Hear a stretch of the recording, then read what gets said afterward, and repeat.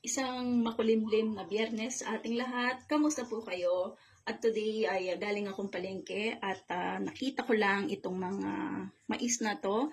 So naisipan po natin na magluluto po tayo ngayong umaga ng sa Kempong Kapampangan, awas mi po keni swam mais.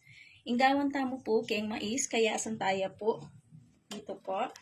So, kayasan natin yung mais. So, nasa inyo kung gusto nyo slice na lang sa kutsilyo. Pero para mas pino yung ating texture para sa mais, ay mas maigi na gumamit tayo ng grater. So, ang ingredients natin para sa ating mais, na mais ay gumamit tayo ng baboy. May konting baboy po ako.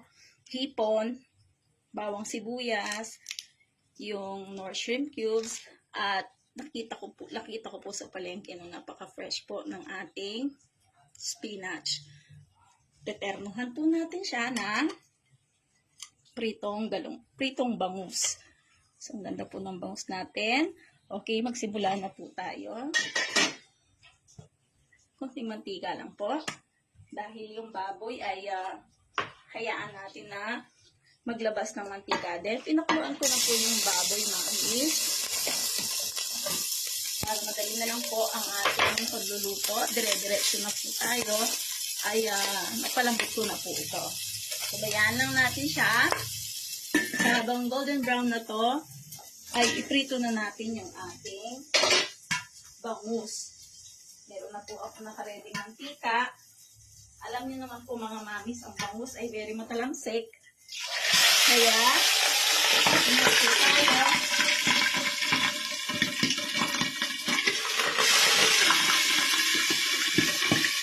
Kaya po, balikan natin yung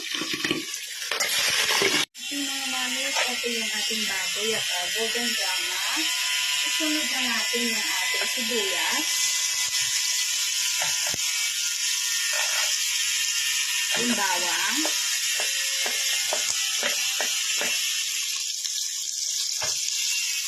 Hindi ko na siya lalagyan na igigisa sa bagoong ng mga since may hipon na tayo na pansahog, ito na lang yung magiging parang pinaka shrimp base ng ating sabaw. Soup base ng ating sabaw, yung hipon na ating sinahog. Lalagyan lang natin ng konting patis.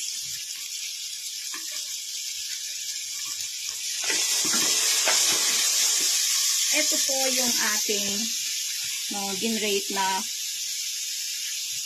mais. Then yung ating mga nakayas na kanina ay sama po natin siyang banlawan para makuha pa yung ibang katas ng ating mais. Then sunod natin mga mamis. Kapag nakita na natin na yung hipon, yung bango po, sunod natin ilagay yung ating shrimp cube. Napakadali lang po ng ating pagluluto mga mamis. So, nakita na natin na nagyan na lahat ng ating sangkap. Ilagay na natin yung ating mais. Pabayaan lang natin siyang kumulo.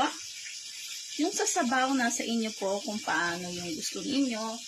At minsan mas maigi po ng sabaw natin sa swam mais is medyo sticky or creamy po para mas masarap pag hinihigop natin. Samantalang yung bangus naman natin mga mamis ay kasi magpiprito tayo ng bangus, no? Kaaway talaga niya tayo. Kaya mag-iingat lang po. Kasi nagluluto tayo ng bangus. Make sure na pino-cover natin siya. Pakuluan natin yung ating swam na mais for about 15 minutes. Balikan natin siya. Tikman natin kung ano pang kulang na sangkap. Sa lahat po ng mga mamis na nasa bahay, nasa work man kayo, nagtatrabaho man, o sa mga nagpapakananay, no? Laban lang po tayo mga kapatid. At stay strong in the Lord. Napakuluan na po natin itong ating mais. So, halos luto na rin siya. Nakikita niyo po yung texture ng ating sabaw ngayong umaga. Tikman muna natin siya bago natin ilagay yung ibang sangkap. So, ang sarap po mga mamis. Okay na okay po yung timpla natin. Sunod na natin yung siling green. Lagay na natin yung masustansyang spinach.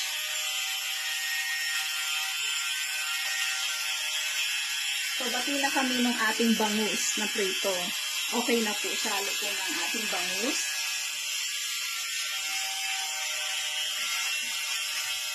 So, para mas masarap pa mga mamis yung ating som na mais ay maglagay tayo ng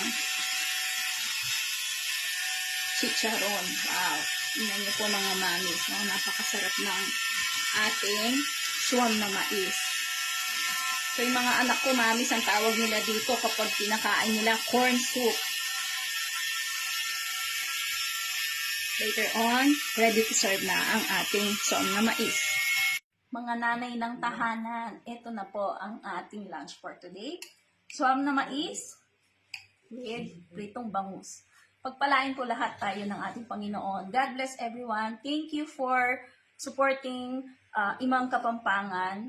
No, I am happy to share with you all the simple menus and recipe mga mamis para sa kapagkainan at the same time as may enjoy ng ating mga, especially ng ating mga kids. God bless everyone!